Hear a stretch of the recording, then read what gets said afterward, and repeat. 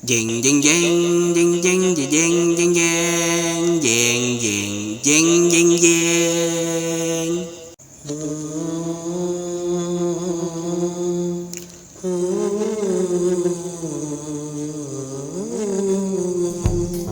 Assalamualaikum warahmatullahi wabarakatuh. Halo Sobat R&D, kali ini kita akan melakukan riset tentang budidaya yang katanya hasil panennya bisa menyamai pendapatan bulanan. Setelah kami searching di Google dan YouTube, kami mendapatkan beberapa komentar dan informasi tentang budidaya jangkrik. Yang katanya budidaya jangkrik itu bisa sampai 15 juta per bulan. Ada yang bilang bisa sampai 18 juta per bulan. Ada yang bilang bisa sampai 45 juta per bulan. Dan bahkan ada yang bilang juga lulusan ITB bisa dapat 500 juta per bulan. Wah, apakah sebanding dengan kendala yang dihadapi saat kita beternak? Nah, oleh karena itu kami tim riset Endeso mencoba untuk beternak jangkrik pertama kalinya sebagai pemula. Mari terus ikuti lika-liku pemula peternak jangkrik ini dalam menghadapi masalah-masalah dalam beternak jangkrik. Ikuti terus ya sobat. Oke Sobat Riset Endeso, sekarang kita sedang melakukan persiapan sarana dan prasarana untuk kita menanam jangkrik ya. Untuk kita beternak jangkrik ya, ini kita lagi persiapkan. Ini kotak jangkriknya baru sampai kemarin. Nah, ini kas telur untuk kita susun ya, seperti ini nih. Ini saat tim riset desa sedang mempersiapkan kandang jangkriknya. Kenapa kita susun kas telurnya ini berdiri-berdiri seperti ini? Karena menurut pengamatan tim riset desa ini lebih efektif ya, supaya kotoran jangkrik itu langsung turun, jadi nggak terlalu kotor gitu ya, nggak terlalu mendek gitu kotorannya, sama jangkrik bisa gampang keluar. Nah, ini langsung aja kita masuk videonya di hari pertama kita penetasan jangkrik langsung ya. Ini kita baru beli bibitnya tadi, baru sampai. Ini kita lagi takar-takar bibitnya. Ya kurang lebih itu satu takar untuk satu kotak itu 250 gram atau 2,5 on. Ini kita lihat, kita lagi nimbang 2,5 on. Ya ini real ya, insyaallah real.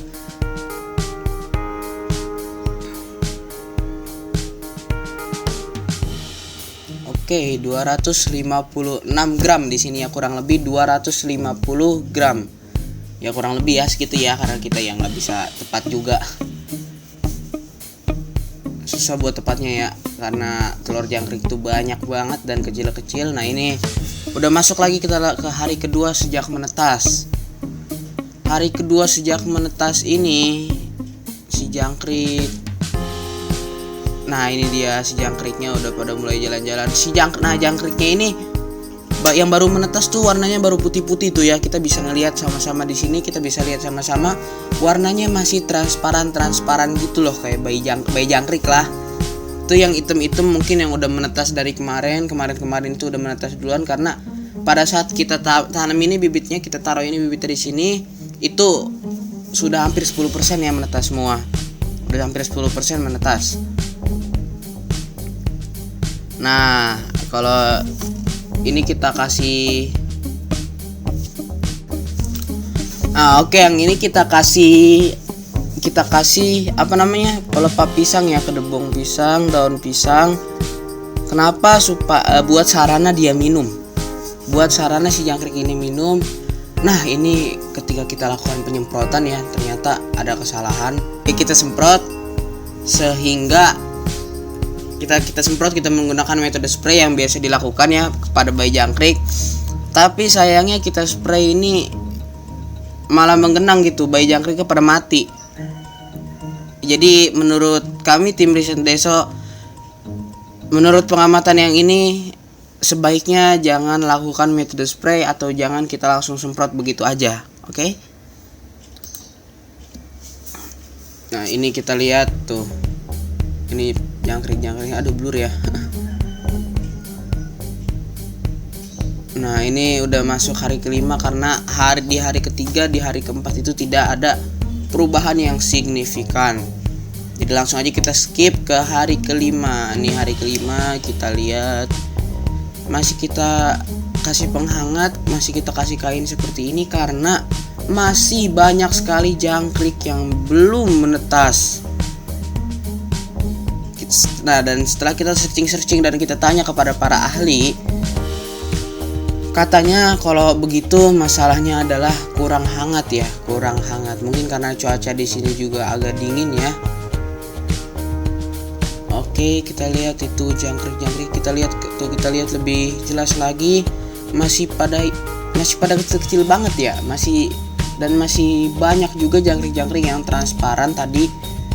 Artinya jangkrik transparan itu jangkrik yang baru menetas, jangkrik yang baru menetas.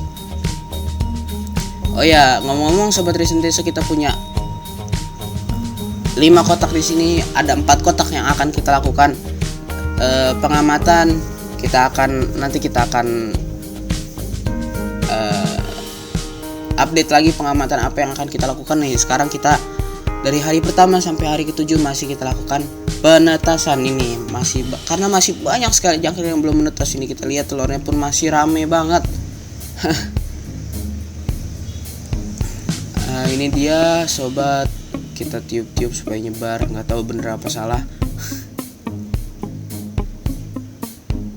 Ini masih kecil-kecil banget ya, kurang lebih di hari kelima ini masih seukuran semut-semut kecil gitu loh. Semut-semut yang suka ada di gula itu loh, di gula tepung, kecil banget. Nah ini dia sobat, kotak keempat kita lihat juga sama aja, masih kecil-kecil, masih banyak banget yang belum menetas sayangnya ya. Tapi alhamdulillah ini udah banyak yang menetas juga, tapi lebih banyak yang belum menetas kayaknya. Masih kecil-kecil juga, ukurannya juga masih ya seginilah kurang lebihnya.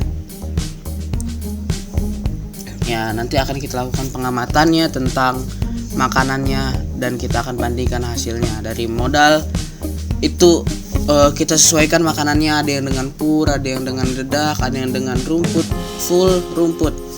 Jadi nanti akan kita update lagi, nanti juga pada saat panen akan kita bandingkan hasilnya berapa kilogram, perbedaannya seperti apa, apakah sebanding dengan modalnya. Nanti akan kita bagikan dengan modal, nanti akan kita kurangi.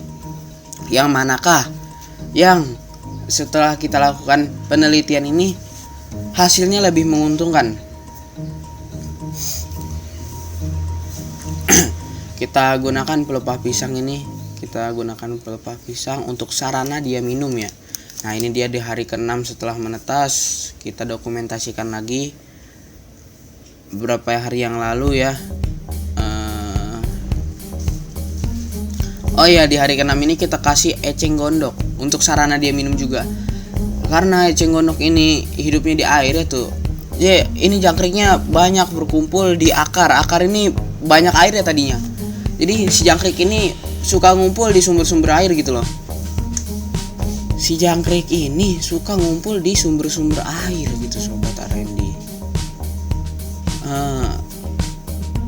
Sebagai sarana minum ini kita kasih eceng gondok ya tuh.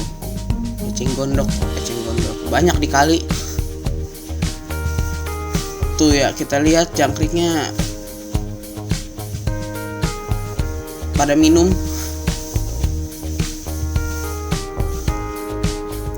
Nah, kita lihat sekarang, kita pantau ukuran jangkriknya. Ukuran jangkriknya masih kurang lebih segitu aja kayak kemarin kurang lebih. Tapi udah banyak jangkrik, udah lumayan banyak jangkrik yang kayaknya ini udah segede semut biasa gitu. Semut-semut yang bikin geli gitu kalau ngegerayang. Itu udah sebesar itu kurang lebih. Udah bertambah besar alhamdulillah. Kita lihat tuh. Dan di sini karena penetasannya tidak rata ya, karena penetasannya ada yang netes di hari pertama, ada yang netes di hari kedua, sampai dengan hari ini hari ke-6 terlihat banyak perbedaan ukuran yang sangat signifikan pada jangkrik kita ini, sehingga kami tim Recent Deso takut ya akan kebiasaan jangkrik yang kanibal ya, akan terjadi kanibalisme, akan terjadi kanibalisme. Jadi si jangkrik besar akan memakan jangkrik yang kecil. Tadi kita bisa lihat itu eceng gondok, di bawah eceng gondok dia banyak banget berkerumun ya. Itu artinya si jangkrik ini butuh minum gitu. Kita lihat lagi itu, ini hitam kan ya, tengahnya hitam, itu jangkrik-jangkrik yang baru menetas, dia berkerumun di situ. Kalau kita angkat satu-satu itu warnanya transparan masih. Nah ini kita lihat tuh, tadi masih ada yang transparan beberapa, kita bisa lihat juga besarnya masih segitu-gitu aja.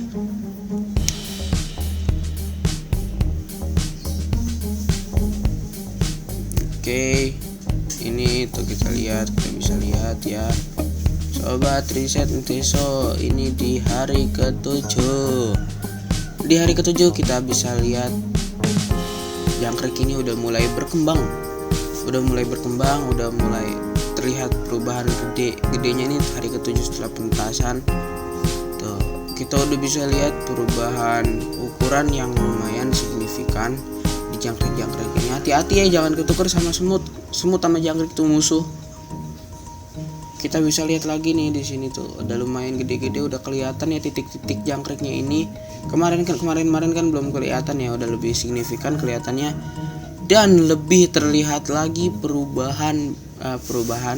perbedaan besarnya si jangkrik ini lebih terlihat, lebih signifikan terlihat perubahan besarnya si jangkrik. Nah kita lihat di sini ada yang masih transparan warnanya, berarti baru menetas. Kita lihat di sini telurnya pun masih banyak ya. Ya jadi saran tips dari Riset Ndeso ini, jangan sampai kita kekurangan penghangat sampai si jangkrik ini dia menetasnya lama. Takutnya nanti ada terjadi kanibalisme, itu merugikan banget buat petani jangkrik. Nah kita lihat di sini perbedaan besarnya tuh sangat jauh ya. Kita lihat tuh, ini mungkin jangkrik yang jangkrik yang menetasnya di hari pertama versus jangkrik yang baru menetas 2 hari yang lalu.